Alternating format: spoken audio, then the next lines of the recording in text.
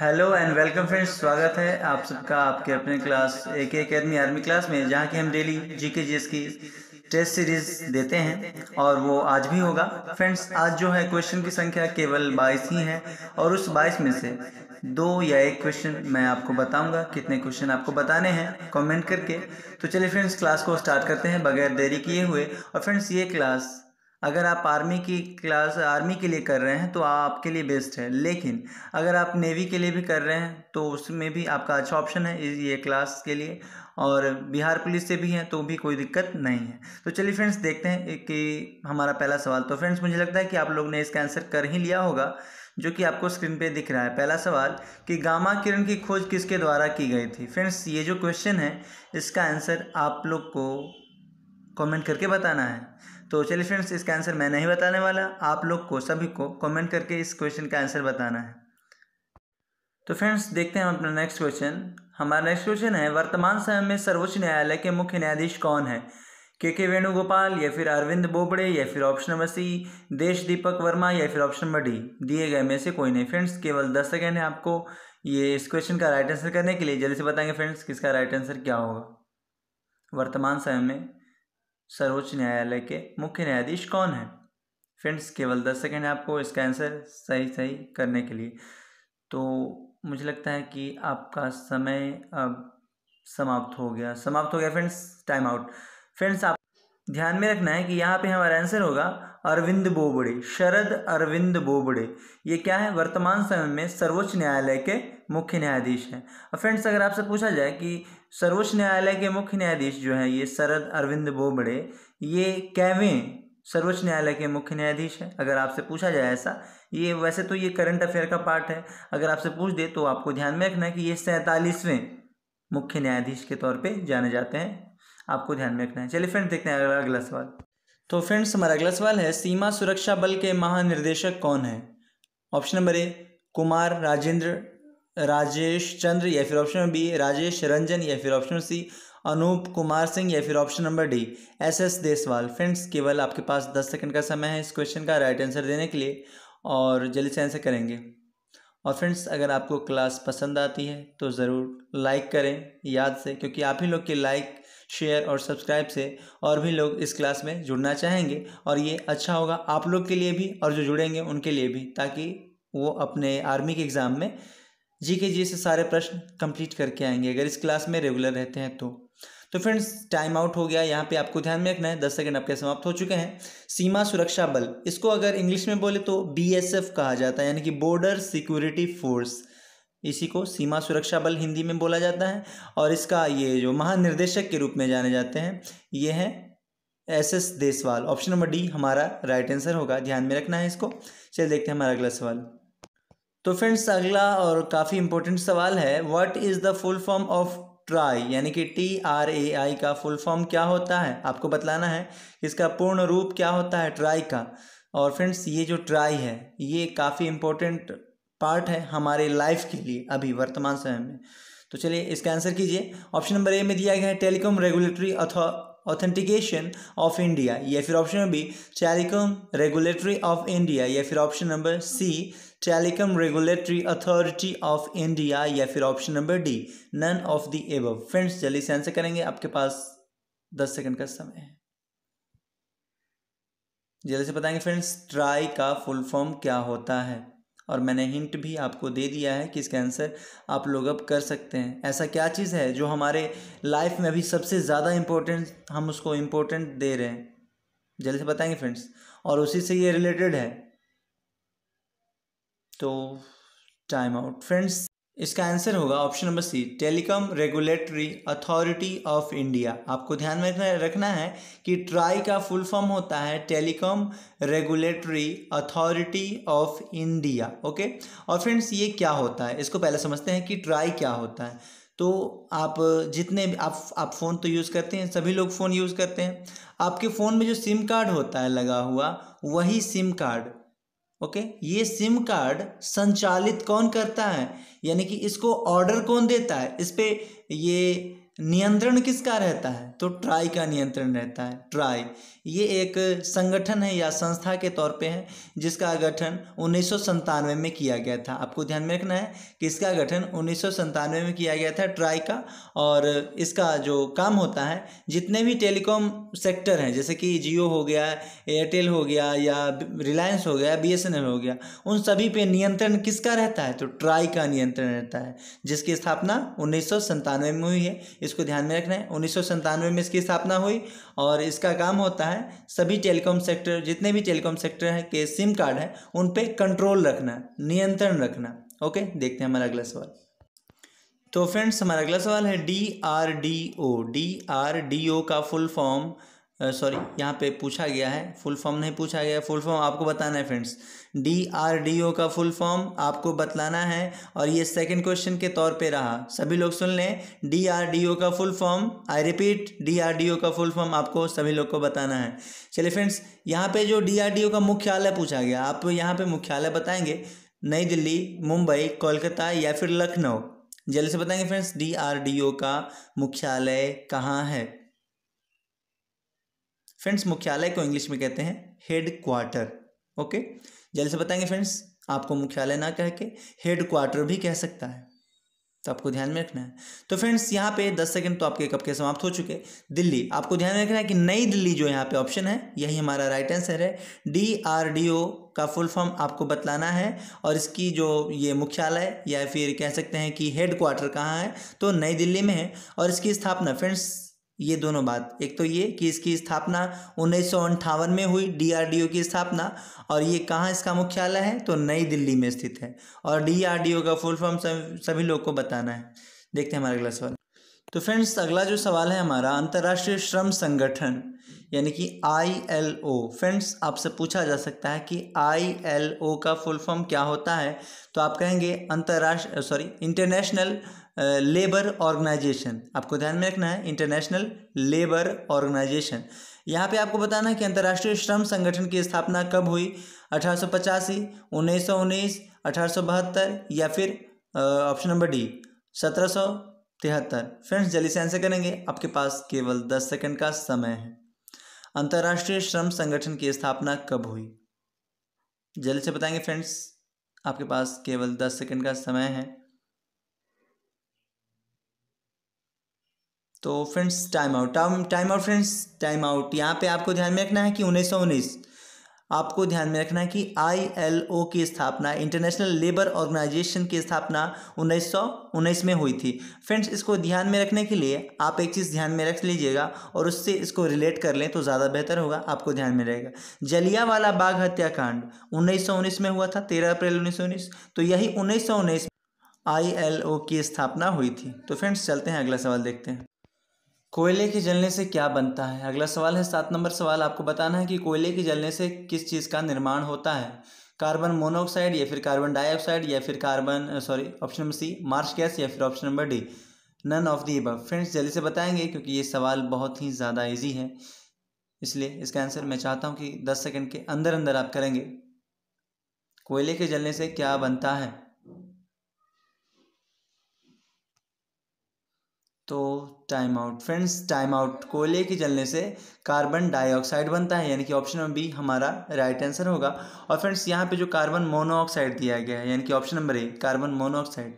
Carbon monoxide का उत्सर्जन कहाँ होता है? ये जो वाहन चलते हैं, जितने भी वाहन आप 2 पहिया वाहन देखते हैं, 4 पहिया या 10 पहिया जो भी वाहन है, उनसे ये उनके धुएं से कौन सा ये गैस उत्सर्जित होता है? तो कार्बन मोनोऑक्साइड। और फ्रेंड्स कार्बन डाइऑक्साइड और कार्बन मोनोऑक्साइड में क्या फ़र्क है आप देख लीजिए, सूत्र से पता चल जाएगा आपको कि कार्बन मोनोऑक्साइड का सूत्र क्या होता है। अगर आपसे पूछे रासायनिक सूत्र तो CO कहेंगे, कार्बन मोनोऑक्साइड का सूत्र CO, जबकि कार्बन डाइऑक्साइड का सूत्र CO2 होता है। ओके, और फ्रेंड्स यहाँ पे जो मार्श गैस है, मार्श गैस मीथेन गैस को कहते हैं और प्राकृतिक गैस का मुख्य घटक के रूप में इसे जाना जाता है, मार्श गैस को यानी कि मीथेन गैस को, और इसका रासायनिक सूत्र होता है CH4। चलिए फ्रेंड्स देखते हैं हमारा अगला सवाल। तो फ्रेंड्स हमारा अगला सवाल है, रुधिर का एक महत्वपूर्ण कार्य क्या है? ऑप्शन नंबर ए, शरीर को सुरक्षा करना, या फिर ऑप्शन बी, शरीर को मजबूत रखना, या फिर ऑप्शन सी, त्वचा में नमी रखना, या फिर ऑप्शन नंबर डी, तापमान नियंत्रित रखना। फ्रेंड्स आपके पास केवल 10 सेकंड का समय, जल्दी से आंसर करेंगे। इसका राइट आंसर क्या होगा? रुधिर का। फ्रेंड्स पहले कुछ लोग शायद नहीं समझ रहे होंगे कि रुधिर क्या होता है, तो मैं उनको बता दूं कि रुधिर का मतलब ब्लड होता है, और ब्लड का मतलब हिंदी में रक्त होता है या खून होता है। चलिए, तो खून का एक महत्वपूर्ण कार्य क्या है आपको बताना है। तो फ्रेंड्स 10 सेकंड समाप्ति पे हैं, जल्दी से बताएंगे। तो फ्रेंड्स टाइम आउट। आपको ध्यान में रखना है कि रक्त का जो एक महत्वपूर्ण कार्य है वो है तापमान को नियंत्रित रखना। हमारे शरीर का जो तापमान है उसको नियंत्रित रखने का काम, यानी बनाए रखने का काम कौन करता है? रक्त करता है, ब्लड करता है। ओके। और फ्रेंड्स रक्त का एक और भी काम है जो कि काफ़ी इंपॉर्टेंट काम है, वो है ऑक्सीजन का परिवहन करना। अगर यहाँ पे ऑप्शन नंबर डी नहीं दिया होता तो अगर ऑक्सीजन का परिवहन करना होता तो हम वहाँ पे वही मारते आंसर, हमारा वही आंसर होता। और फ्रेंड्स दोनों तो ऑप्शन में दे नहीं सकता है, इस वजह से आपको ध्यान में रखना है कि रक्त का दो मुख्य काम है। एक तो ऑक्सीजन का परिवहन करना पूरे शरीर में, यानी कि पूरे शरीर में ऑक्सीजन को पहुंचाना, और दूसरा काम ये कि शरीर के तापमान को नियंत्रित रखने का काम ये ब्लड हमारा करता है। चलिए फ्रेंड्स देखते हैं हमारा अगला सवाल। और फ्रेंड्स ब्लड के 3 प्रकार होते हैं, आरबीसी, डब्ल्यूबीसी और प्लेटलेट्स।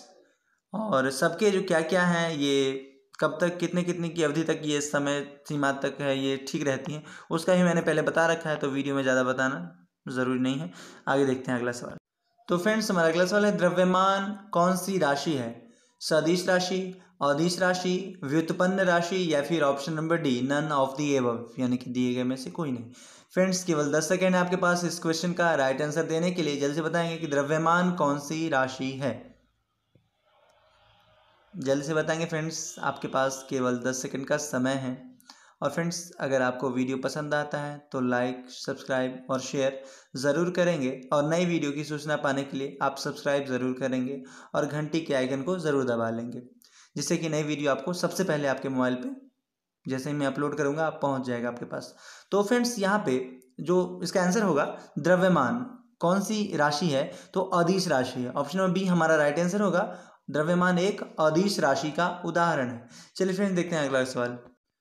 तो फ्रेंड्स हमारा अगला सवाल है, लुईस ब्रेल दिवस किस तिथि को मनाया जाता है? ऑप्शन नंबर ए 9 जनवरी, या फिर ऑप्शन बी 12 जनवरी, या फिर ऑप्शन सी 25 जनवरी, या फिर ऑप्शन नंबर डी 15 जनवरी। फ्रेंड्स जल्दी से आंसर करेंगे, इसका राइट आंसर क्या होगा? लुईस ब्रेल दिवस किस तिथि को मनाया जाता है? आपके पास केवल 10 सेकंड का समय है, जल्दी से इसका आंसर करेंगे। इसका राइट आंसर क्या होगा? लुईस ब्रेल दिवस किस तिथि को यानी किस दिन को मनाया जाता है?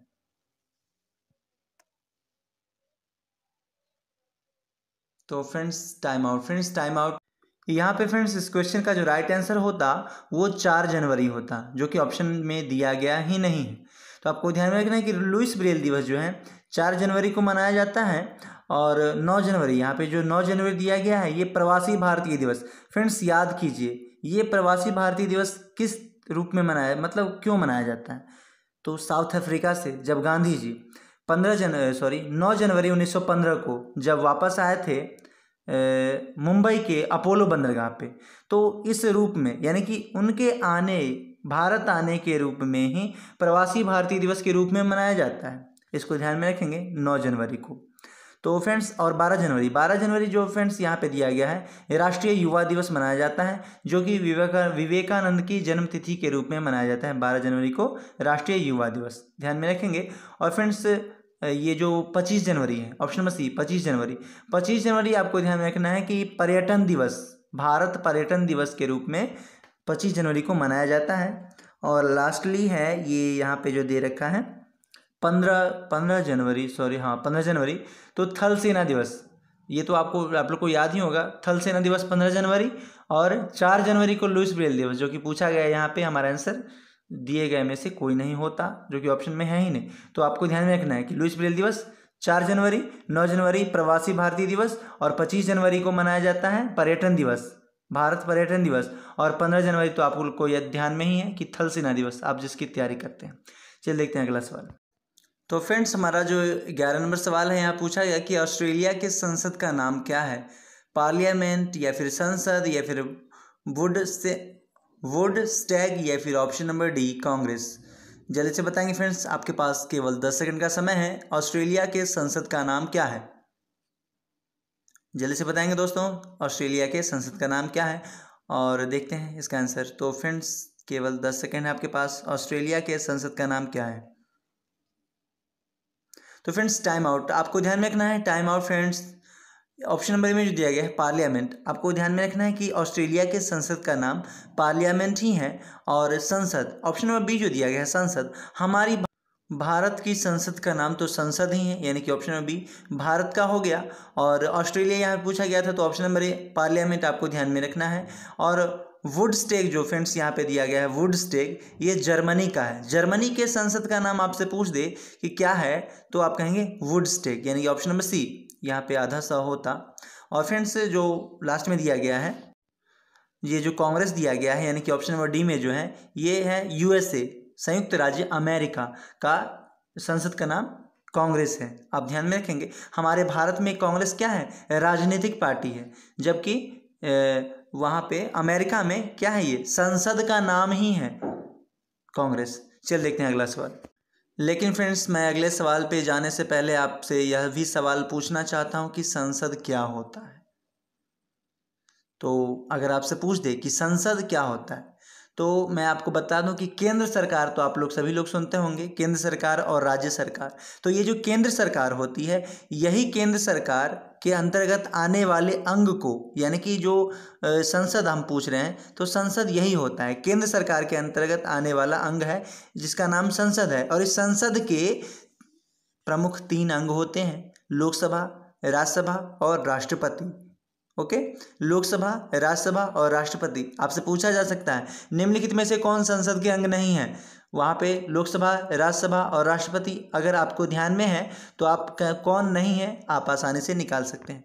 चलिए फ्रेंड्स देखते हैं हमारा अगला सवाल। तो फ्रेंड्स अगला और काफ़ी इम्पोर्टेंट क्वेश्चन है कि डॉन, यहाँ पे पूछा गया है कि डॉन समाचार पत्र का प्रकाशन कौन करता है, यानी कि कौन सा देश है जो डॉन समाचार पत्र जारी करता है, कराची, मॉस्को, पेरिस या फिर लंदन। फ्रेंड्स जल्दी से करेंगे इसका राइट आंसर, आपके पास केवल 10 सेकंड का समय है।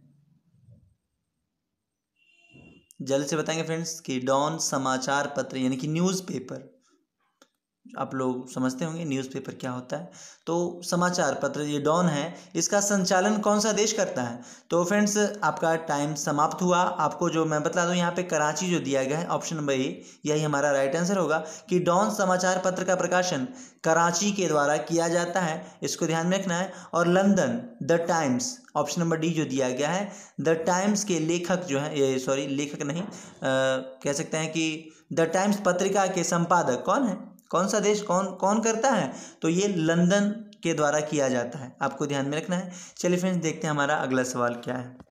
फ्रेंड्स अब जो हमसे पूछा गया है वो सवाल है, इसमें मैंने क्वेश्चन संख्या नहीं दिया है। फ्रेंड्स मुझे आदत ही नहीं है क्वेश्चन संख्या देने का, पर फिर भी मैं ट्राई करता हूँ। तो फ्रेंड्स देखिए संस्कृति और सभ्यता का प्रतीक निम्नलिखित में से कौन है, यानी कि आपको बताना है कि संस्कृति और सभ्यता को कौन निर्देशित करता है, इंडिकेट करता है, सूचित करता है। कमल तथा फूल या फिर ऑप्शन बी कलम या फिर ऑप्शन सी रेड क्रॉस या फिर ऑप्शन नंबर डी लाल झंडा। फ्रेंड्स जल्दी से बताएंगे, आपके पास केवल 10 सेकंड का समय है इस क्वेश्चन का राइट आंसर करने के लिए। संस्कृति और सभ्यता का प्रतीक क्या है, प्रतीक चिन्ह क्या है, जल्दी से बताएंगे फ्रेंड्स, केवल 10 सेकेंड है आपके पास इस क्वेश्चन का राइट आंसर करने के लिए। तो फ्रेंड्स टाइम आउट फ्रेंड्स, आपको ध्यान में रखना है कि संस्कृति और सभ्यता का प्रतीक जो है यहाँ पे कलम है, कलम, यानी कि ऑप्शन बी हमारा राइट आंसर होगा, आपको ध्यान में रखना है इस बात को। लेकिन फ्रेंड्स यहाँ पे जो कमल एवं फूल दिया गया है, सॉरी कमल एवं फूल, हाँ कमल एवं फूल, वो भी संस्कृति और सभ्यता का ही प्रतीक है, यानी कि कलम और कमल एवं फूल ये दोनों किस चीज़ का सूचक है, संस्कृति एवं सभ्यता का प्रतीक है। चलिए फ्रेंड्स देखते हैं हमारा अगला सवाल। लेकिन फ्रेंड्स अगले सवाल पे जाने से पहले यहाँ पे जो लाल झंडा दिया गया है ये काफ़ी इजी है, और कहीं पूछ दे तो आपका 2 नंबर तो गया ना, इसलिए इसको भी ध्यान में रखना है कि ये जो लाल झंडा है ये क्रांति एवं खतरे का सूचक है। आप देखते होंगे कि लाल जब जल जाता है तो सड़क पे वाहनें रुक जाती है, तो क्या है, खतरा है तभी तो रुक जाती है, वरना तो वो जाती रहती। तो आपको ध्यान में रखना इस तरह से कि जब लाल जल जाता है तो वाहन रुक जाता है, यानी कि ये खतरे का सूचक है। देखते हैं हमारा अगला सवाल, और साथ ही साथ क्रांति का भी सूचक है। देखते हैं।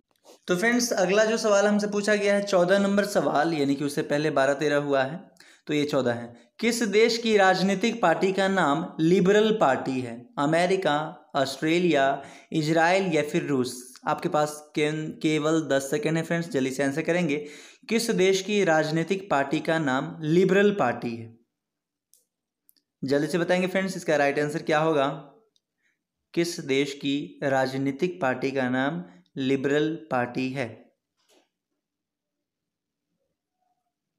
तो फ्रेंड्स टाइम आउट। यहाँ पे आपको ध्यान में रखना है कि लिबरल पार्टी और लेबर पार्टी ये दोनों जो हैं ऑस्ट्रेलिया की जो राजनीतिक दल है या राजनीतिक पार्टी है उसी का नाम है लिबरल पार्टी और लेबर पार्टी। ये कहाँ पे है? ये ऑस्ट्रेलिया में है, आपको ध्यान में रखना है इस बात को। और फ्रेंड्स ये जो लेबर पार्टी है, मैंने जो सेकंड नंबर में बोला कि ऑस्ट्रेलिया का जो राजनीतिक दल है या राजनीतिक पार्टी है सो लिबरल पार्टी और लेबर पार्टी, तो लेबर पार्टी और किस देश का है? तो यहाँ पे आपको ध्यान में रखना कि इजराइल के देश का भी राजनीतिक दल का नाम लेबर पार्टी है। दो देशों के राजनीतिक दल का नाम लेबर पार्टी भी है, जैसे कि एक हो गया ऑस्ट्रेलिया और फ्रेंड्स दूसरा हो गया इजराइल। तो इन दोनों बातों को आपको ध्यान में रखना है। चलिए अगले सवाल पे आते हैं। तो फ्रेंड्स अगला हमारा 15 नंबर सवाल है हमारा कि सबसे विशालकाय पशु कौन है? हाथी, घोड़ा, कुत्ता या फिर ब्लू व्हेल? जल्दी से बताएंगे फ्रेंड्स, सबसे विशालकाय पशु कौन सा है? हाथी, घोड़ा, कुत्ता या फिर ब्लू व्हेल? जल्दी से बताएंगे फ्रेंड्स, इसका राइट आंसर क्या होगा? तो इस पर फ्रेंड्स सोचना नहीं है, कुत्ता तो होगा ही नहीं, क्योंकि ये सबसे पहले यहाँ अंतरिक्ष में जाने वाला जो कुत्ता था यानी कि लाइका थी, वह थी, कुत्ता नहीं कह सकते हैं, उसका नाम लाइका था जो अंतरिक्ष में सबसे पहले गई थी। इसको ध्यान में रखना है। और यहाँ पे जो सवाल हमसे पूछा गया है कि सबसे विशालकाय पशु कौन है, तो आपको ध्यान में रखना है कि ये ब्लू व्हेल होगा। ओके, ब्लू व्हेल यानी कि नीली व्हेल। और फ्रेंड्स सबसे ऊंचा पशु अगर पूछे, जब ऊंचा कहेगा तो आप जिराफ कहेंगे, लेकिन सबसे विशाल कहे यानी सबसे बड़ा कहे तो आप कहेंगे ब्लू व्हेल यानी कि नीली व्हेल। चल देखते हैं हमारा अगला सवाल। और फ्रेंड्स आपसे यहाँ पे सवाल पूछा जा सकता है कि ऐसा कौन सा स्तनधारी है जो छलांग लगाने में असमर्थ है? तो आप कहेंगे हाथी यहाँ पे दिया गया है, आपको ध्यान में रखना है इस बात को भी। और देखते हैं अगला सवाल। तो फ्रेंड्स हमारा अगला सवाल है 16 नंबर, वाटर लिली किस देश का राष्ट्रीय चिन्ह है? डेनमार्क, बांग्लादेश, नीदरलैंड या फिर भारत? जल्दी से बताएंगे फ्रेंड्स, किस देश का राष्ट्रीय चिन्ह वाटर लिली है? तो यहाँ पे तो मुझे लगता है कि 10 सेकंड से पहले आंसर आ जाना चाहिए था। देखते हैं इसका आंसर आप लोग क्या करते हैं। वाटर लिली किस देश का राष्ट्रीय चिन्ह है? तो फ्रेंड्स टाइम आउट फ्रेंड्स, आपको ध्यान में रखना है कि बांग्लादेश का राष्ट्रीय चिन्ह है वो ये है वाटर लिली। आपको ध्यान में रखना है वाटर लिली बांग्लादेश का राष्ट्रीय चिन्ह है। और फ्रेंड्स अगर भारत के संदर्भ में पूछे तो अशोक स्तंभ ध्यान में रखेंगे, अशोक स्तंभ। ओके, और यहाँ पे जो नीदरलैंड अगर आपके ध्यान में रहे तो यहाँ पे शेर ध्यान में रखना है।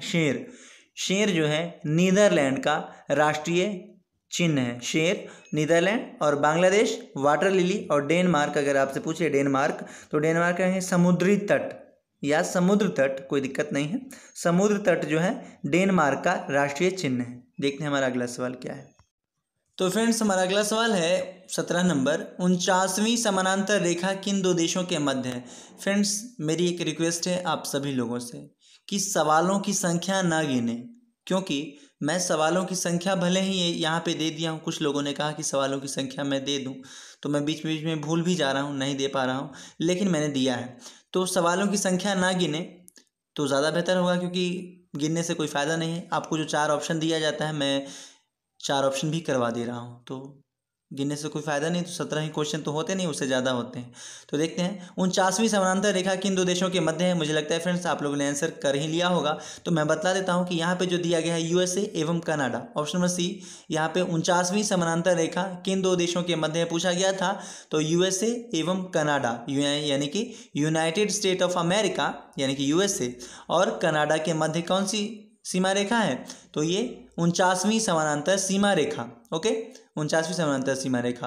और फ्रेंड्स ऑप्शन नंबर ए में जो दिया गया है भारत एवं पाकिस्तान, तो फ्रेंड्स ये तो मुझे याद दिलाने की ज़रूरत ही नहीं है, क्योंकि यहाँ पे रेड क्लिफ रेखा आपको ध्यान में रखना है। आपको इस तरह से रेड क्लिफ रेखा ध्यान में रखना है कि जैसे भारत और पाकिस्तान के मध्य तो बराबर झगड़े दंगे होते रहते हैं, आपको ध्यान में रखना है इस तरह से कि बॉर्डर पे जब झगड़ा होता है तो खून खराबा होता है, खून खराबा होने से क्या होता है, ज़मीन लाल पड़ जाती है।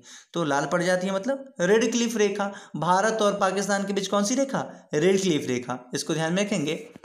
यहाँ से फ्रेंड्स जो एक्स्ट्रा आपको ध्यान में रखना है वो नया ये है कि रूस एवं फिनलैंड के मध्य जो है मेनर हीम रेखा है। कौन सी रेखा, रूस एवं फिनलैंड के बीच मेनर हीम रेखा, इसको ध्यान में रखेंगे। और चलिए फ्रेंड्स देखते हैं हमारा अगला सवाल। और फ्रेंड्स अगर आपसे पूछ दे कि भारत और चीन के बीच कौन सी रेखा है, तो मैकमोहन रेखा। आप माइक कहाँ से मंगवाते हैं, चाइनीज सामान कहाँ से आता है, माइक तो चाइनीज है, तो कहाँ से आता है, चीन से। इस तरह से ध्यान में रखना है कि भारत और चीन के बीच कौन सी रेखा, मैकमोहन रेखा।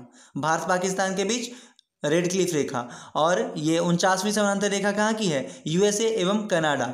और फ्रेंड्स मेनर हीम रेखा रूस एवं फिनलैंड। चल देखते हैं हमारा अगला सवाल। तो फ्रेंड्स हमारा अगला सवाल है सबसे गहरा महासागर कौन सा है। आपको बताना है सबसे गहरा महासागर कौन सा है। और फ्रेंड्स ये सवाल बहुत ही ज़्यादा इजी है उन लोगों के लिए जो थोड़ा सा भी पढ़ते होंगे। तो फ्रेंड्स यहाँ पे आंसर आप दीजिए, और जो नहीं पढ़ते होंगे कोई बात नहीं, आप इस क्लास में रेगुलर रह के बहुत सारी बातें आप जान जाएंगे, कोई दिक्कत नहीं है। ऑनलाइन और ऑफलाइन दोनों फ्री के माध्यम से। देखते हैं इसका आंसर। तो फ्रेंड्स आंसर आपके पास 10 सेकेंड है, जल्दी से आंसर कीजिए। सबसे गहरा महासागर कौन सा है, ऑस्ट्रेलिया, अंटार्कटिका या फिर यूरेशिया या फिर ऑप्शन नंबर डी प्रशांत, सॉरी यहाँ पे हाँ प्रशांत महासागर। जल्द से बताएंगे सबसे गहरा महासागर कौन सा है। तो friends time out, friends time out हो गया। आपको ध्यान में रखना है कि प्रशांत महासागर, प्रशांत महासागर जो है सबसे गहरा और सबसे बड़ा, ये दोनों आपसे पूछ सकता है कि सबसे बड़ा महासागर कौन सा है, तो प्रशांत महासागर। सबसे गहरा महासागर कौन सा है, ये भी प्रशांत महासागर। लेकिन फ्रेंड्स यहाँ पे जो ऑस्ट्रेलिया ये अंटार्कटिका और यूरेशिया ये जो दिया गया है ये सब महादेश हैं। आपको ध्यान में रखना है ये तीनों क्या है, महादेश हैं। जैसे कि यूरेशिया तो यूरोप और एशिया ये महादेश है। जैसे कि हमारा अगर भारत पूछे कि भारत किस महादेश में है, तो एशिया महादेश में है। चीन किस महादेश में है, तो एशिया महादेश में है। आपको ध्यान में रखना है इन बातों को भी। देखते हैं हमारा अगला सवाल। तो फ्रेंड्स हमारा अगला सवाल है 19 नंबर, सर्वाधिक जनसंख्या घनत्व किसका है, भारत, चीन, सिंगापुर या फिर अमेरिका। फ्रेंड्स जल्दी से बताएंगे सर्वाधिक जनसंख्या घनत्व किस देश का है। और फ्रेंड्स ये जनसंख्या घनत्व क्या होता है मैंने डिटेल में इससे पहले वाली वीडियो में बहुत बार बताया है, तो मैं इसको नहीं बताऊंगा। जल्दी से बताएंगे फ्रेंड्स इसका आंसर क्या होगा। सर्वाधिक जनसंख्या घनत्व किसका है, भारत, चीन, सिंगापुर या फिर अमेरिका। तो फ्रेंड्स आपका 10 सेकेंड समाप्ति पे है, जल्दी से बताएंगे इसका राइट आंसर क्या होगा। सर्वाधिक जनसंख्या घनत्व किसका है। तो friends time out, time out friends, Singapore, option number C हमारा राइट आंसर होगा। सर्वाधिक जनसंख्या घनत्व तो सिंगापुर का है, इसको ध्यान में रखेंगे। लेकिन फ्रेंड्स आपसे अगर न्यूनतम पूछ दे तो क्या कहेंगे, आपसे अगर न्यूनतम पूछे तो अंटार्कटिका कहेंगे। ओके, अंटार्कटिका का सबसे न्यूनतम घनत्व है, जबकि सबसे अधिकतम किसका, सबसे अधिकतम सिंगापुर का है और सबसे न्यूनतम किसका है, अंटार्कटिका। ओके, देखते हैं हमारा अगला सवाल। तो फ्रेंड्स अगला सवाल आ गया है हमारे स्क्रीन पे, अंतरिक्ष में तैरने वाला प्रथम व्यक्ति कौन था, एलेक्सी लियोनोव या फिर option B major Yuri Gagarin या फिर ऑप्शन सी संतोष यादव या फिर ऑप्शन नंबर डी इनमें से कोई नहीं। फ्रेंड्स जल्दी से बताएंगे अंतरिक्ष में तैरने वाला प्रथम व्यक्ति कौन था। आपके पास केवल 10 सेकंड का समय है, जल्दी से बताएंगे फ्रेंड्स इसका राइट आंसर क्या होगा। अंतरिक्ष में तैरने वाला प्रथम व्यक्ति कौन है। तो friends time up friends, time up. आपको ध्यान में रखना है कि एलेक्सी लियोनोव अंतरिक्ष में तैरने वाला प्रथम व्यक्ति के रूप में जाना जाता है, यानी कि ऑप्शन नंबर ए हमारा राइट आंसर है। और फ्रेंड्स यहाँ पे जो संतोष यादव दे रखा है, संतोष यादव, इसके बारे में आपको कमेंट करके बताना है कि संतोष यादव को किस रूप में जाना जाता है। ये भी अंतरिक्ष से ही संबंधित है या फिर किस चीज़ से संबंधित है, ये आपको कमेंट करके बताना है। चलिए देखते हैं अगला सवाल। तो फ्रेंड्स हमारा अगला सवाल आ गया है स्क्रीन पे। विश्व ओजोन दिवस कब मनाया जाता है? ये फ्रेंड्स आपको कंफ्यूज नहीं होना है क्योंकि ये हाल ही में मनाया गया है या फिर मनाया जा रहा है। हाँ, मनाया जा रहा है। चलिए देखते हैं इसका आंसर बताएंगे फ्रेंड्स क्या होगा। हिंट तो मैंने दे दिया आपको, आप बताएंगे इसका राइट आंसर क्या होगा। विश्व ओजोन दिवस किस तिथि को मनाया जाता है? 14 सितंबर, 12 सितंबर, 16 सितंबर या फिर 2 अगस्त? जल्द से बताएंगे फ्रेंड्स इसका राइट आंसर क्या होगा। विश्व ओजोन दिवस क्यों मनाया जाता है, सॉरी क्या कब मनाया जाता है?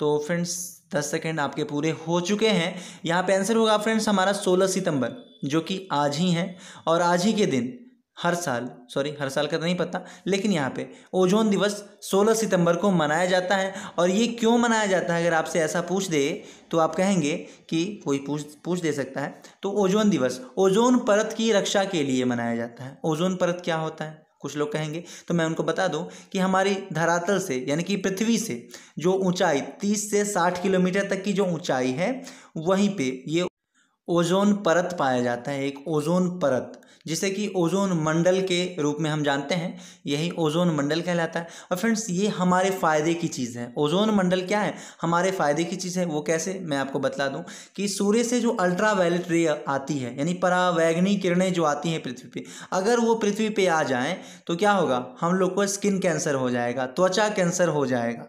तो इस किरण को आने से रोकता है यही ओजोन परत, ओके, जिसकी ऊंचाई कितनी है, धरातल से 30 से 60 किलोमीटर तक की इसकी ऊंचाई है। आपको ध्यान में रखना है इस बात को। और देखते हैं हमारा अगला सवाल। तो फ्रेंड्स हमारा अगला सवाल है हिंदी दिवस कब मनाया जाता है? और ये भी काफ़ी इजी है और हाल ही में मनाया गया है। 14 सितंबर, 12 सितंबर, 25 नवंबर या फिर option number D none of the above, यानी कि दिए गए में से कोई नहीं। जल्दी से बताएंगे फ्रेंड्स। हिंदी दिवस, विश्व नहीं है, हिंदी दिवस कब मनाया जाता है? 14 सितंबर, 12 अगस्त या फिर 25 नवंबर या फिर option number D none of the above. Friends आपके पास केवल 10 सेकंड का समय है, जिसमें से अब केवल 5 सेकंड ही बचे हैं और वो भी अब कम हो गए। जल्दी से बताएंगे फ्रेंड्स इसका राइट आंसर क्या होगा। तो फ्रेंड्स 14 सितंबर आपको ध्यान में रखना है। आप ध्यान में रखेंगे फ्रेंड्स, ये हिंदी दिवस 14 सितंबर को मनाया जाता है। तो फ्रेंड्स आज का यही क्वेश्चन था।